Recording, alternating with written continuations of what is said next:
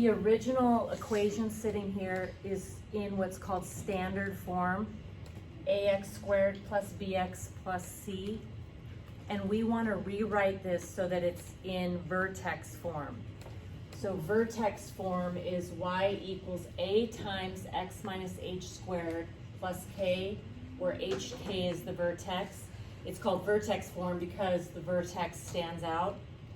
So the first thing you want to do to write this in vertex form is you're going to create a little bit of space on the end. So I'm going to take the number 46 and just slide it over a little bit. If I slide that over, everything's the same, 3x squared plus 24x, a little bit of space, plus 46.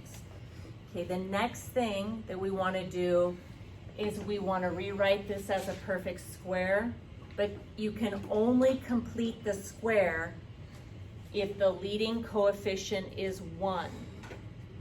So the next thing that you want to do is factor out this number that's sitting here, in this case a 3. But the reason I created the space is to remind us we don't want to factor the 3 out of all of these, only the front 2. Okay, so I'm going to put a set of parentheses. I still have plus 46, and I'm taking out the 3. So if you take a 3 out of 3x squared, 3 divided by 3 is 1. So I have just x squared. If I take a 3 out of 24x, 24 divided by 3 is 8. So I'm going to have plus 8x. And then I still have just a blank sitting here. Okay, the next thing that I want to do is I want to fill in that space. And to fill in the space, we're going to use a formula, b divided by 2 squared. So the b value is the number in front of x. So I'm going to take 8 divided by 2, which is 4, and then 4 squared is 16. So that's what I'm going to fill this space with, is the 16. But what just happened is all of a sudden in this equation, I added 16 to one side, so it's not balanced anymore. Normally what we might do is, I add 16 to one side, let's add 16 to the other, and it'll be balanced. But I can't add anything to the other side, so I'm gonna have to undo this add 16 on the same side. So first of all, another way to think of it is if I add 16 to one side, but then immediately subtract 16 from that same side, we'd be back to even. That's ultimately what we're gonna do, but putting a 16 here is not just adding 16 to the side, because that 16 is getting multiplied by 3. So what we wanna do,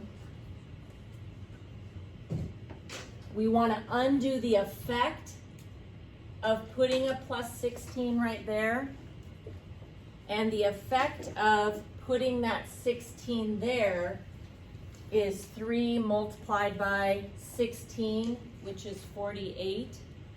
So to undo adding 48, I'm going to subtract 48. All of the hard part is done. Now we're just going to write it in vertex form. By choosing 16, guaranteed this is a perfect square. So I have a 3,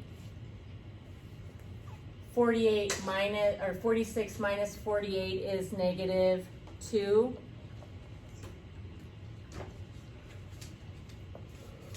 And that is a perfect square. Now, if you want to, you could use the big X method and think, What are two numbers that multiply together to get 16 and add up to 8?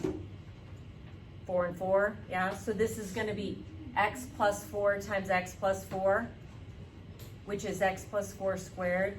You're welcome to do that because you're used to doing that, but it's not a coincidence that whatever the answer to b divided by 2 was, so 8 divided by 2 was 4, whatever this number is gonna go there. Again, if you wanna just factor it like normal, you're gonna get x plus 4 times x plus 4 and write x plus 4 squared. But a shortcut is, it's x in parentheses squared, and the number there is whatever b divided by 2 was. Now I do have it written in vertex form, so let's identify the vertex. Remember, it's always the opposite of this number. So positive 4, so it's negative 4, comma, negative 2. Just to verify that, let's look at that in the formula. Negative 4, x minus a negative 4 would make x plus 4.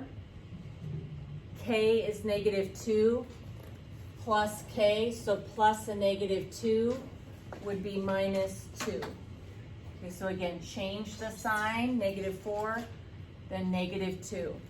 I'm going to do one more example with maybe a little less work just to help you see the process one more time. Okay, so starting off, very first thing I want to do is clear some space. Okay, so I slid that negative 7 off to the side. The next thing I want to do is I want to complete the square, and the only way I can do that is if the leading coefficient is positive 1. So I'm going to factor a negative 2 out of these guys. Negative 2 divided by negative 2 is 1. So I have 1x squared. Negative 8 divided by negative 2 is positive 4. So I have 4x. Let's just double check.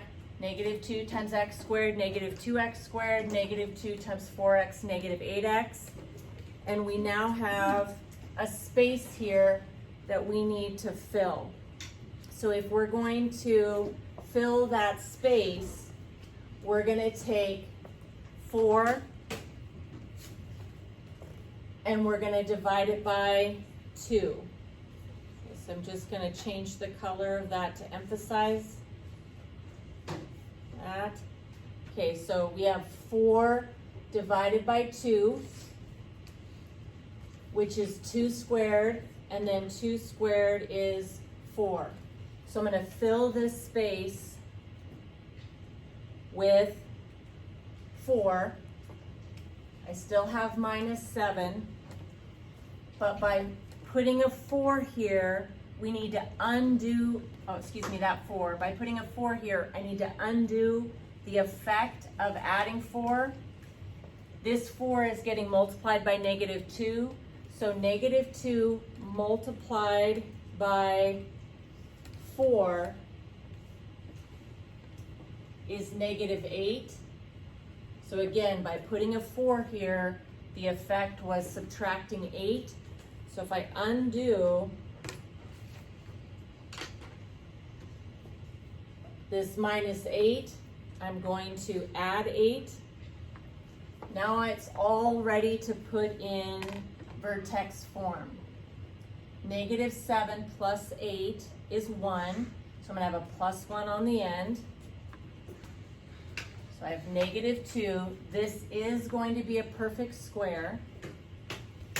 You can factor x squared plus 4x plus 4, and you're going to get x plus 2 times x plus 2, which is x plus 2 squared. But a shortcut, this number is always going to be whatever the answer to b divided by 2 was. So what the answer was before I squared it.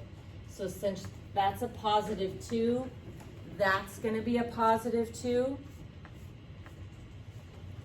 Finally, we can state the vertex here. So the vertex is always the opposite of this number, comma this number. So it's gonna be -2, comma, +1.